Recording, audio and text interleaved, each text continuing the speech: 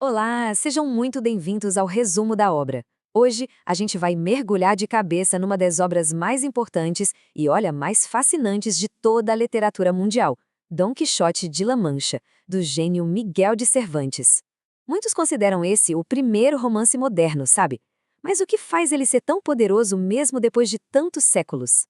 É uma história que realmente nos faz pensar.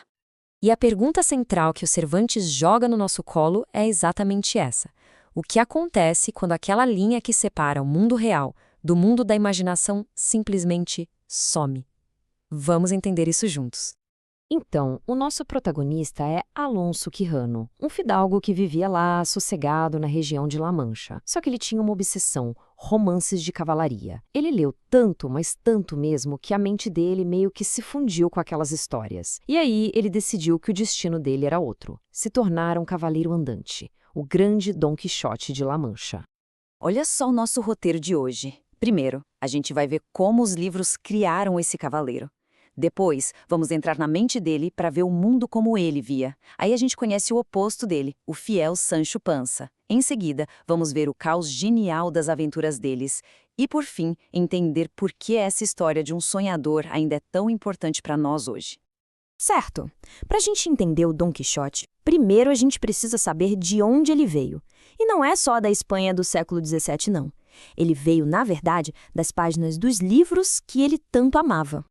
A primeira parte do livro saiu em 1605. Naquela época, essas histórias de cavalaria com heróis, dragões e donzelas em perigo ainda eram super populares. Mas, ao mesmo tempo, já estavam soando um pouco ultrapassadas, sabe? O Cervantes percebeu isso e decidiu brincar um pouco com esse gênero. E a grande ferramenta que ele usou para isso foi a paródia. Ele basicamente imitou aquele estilo exagerado das histórias de cavalaria para criar humor, mas a genialidade dele foi muito além. Ele usou essa comédia toda para fazer uma crítica bem profunda da sociedade, questionando aquela honra vazia e as tradições da época. E a fazer isso, ele acabou criando algo totalmente novo. Agora, vamos fazer um exercício. Vamos tentar entrar na mente do nosso herói. Como é que era o mundo visto pelos olhos de Dom Quixote? Bom, era uma realidade completamente transformada pelos ideais e por uma imaginação assim sem limites. O Dom Quixote é a pura personificação do idealismo. Ele é um sonhador, super corajoso, que luta de verdade por aquilo em que acredita. Mas essa mesma convicção o torna ingênuo, a ponto de a visão de mundo dele ser quase um delírio. É a maior força dele e, ao mesmo tempo, a sua maior fraqueza. E claro, todo cavaleiro que se preze precisa de uma musa, né? Pro Quixote, essa musa era Dulcinea del Toboso. Na vida real, uma simples camponesa da região, mas na mente dele, ela era a dama mais perfeita, mais virtuosa do mundo inteiro. A Dulcinea nunca aparece de fato na história, mas ela é o motor de tudo, o símbolo máximo do poder que o Quixote tinha de projetar os sonhos dele sobre o mundo real. Mas o Quixote não estava sozinho nessa jornada, não. Ao lado dele tinha uma figura que serve como uma âncora para a realidade, o contraponto perfeito para a loucura dele, seu fiel escudeiro, Sancho Panza.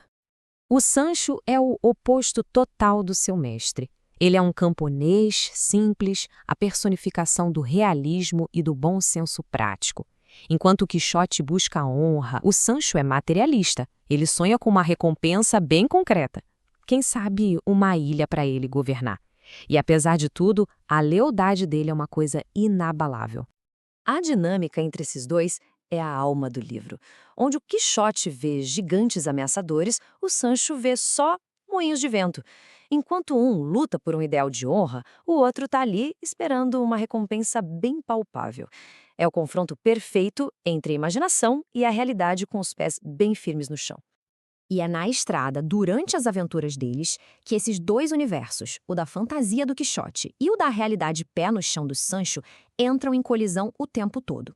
E é daí que nascem as situações mais cômicas e, ao mesmo tempo, mais trágicas do livro. A cena mais famosa, claro, é a dos moinhos de vento. O Quixote, convencido de que são gigantes, ataca e é arremessado longe por uma das pás. Essa imagem se tornou um símbolo universal da nossa tendência de lutar contra inimigos que, muitas vezes, só existem na nossa imaginação. E as aventuras deles seguem quase sempre esse padrão.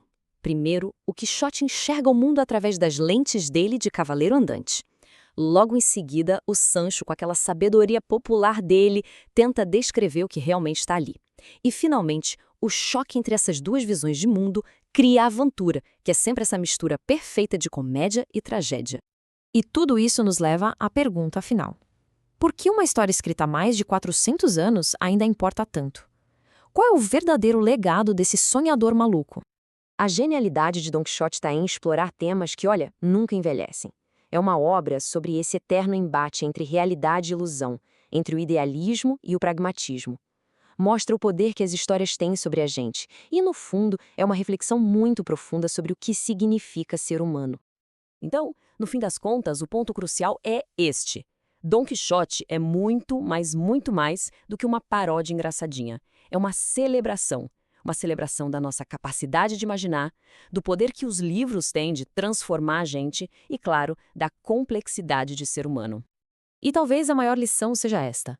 A história reflete o que existe dentro de todos nós. A gente tem um lado Quixote, que nos faz sonhar alto e lutar por ideais.